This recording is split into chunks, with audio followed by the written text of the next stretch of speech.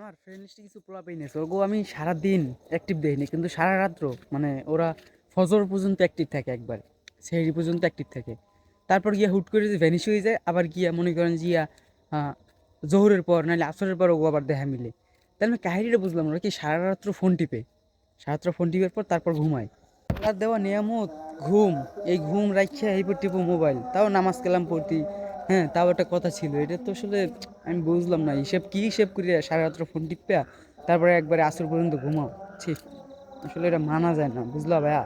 ঘুমাইয়া মানে এক ঘুম দিয়ে একবারে দুপুরবেলা বা আসরের সময় ওঠে, তাহলে তোরা কেমন রোজ রোজ ভাই? তোরা দিনের কোনো কাম কাজ নেই লেগে কি তোরা সারাদিন ঘুমাবি? এটা কোনো কত হইলো? কাম কাজ কর, ঘোরাফেরা কর, হাঁটা চলা কর, লেগে ঘুমাবি কোনো কাম কাজ না থাকলে? ছি, কেমন রোজাদার তোরা? ছি, হয় না আসলে, এভাবে হয়? রোজার একটা মাস শয়তানরে ছুটি দিয়েছো, নিজের একটু ছুটি দাও, মানে নিজের মধ্যে যেটা সেটা ছুটি দাও, ঠিক আছে?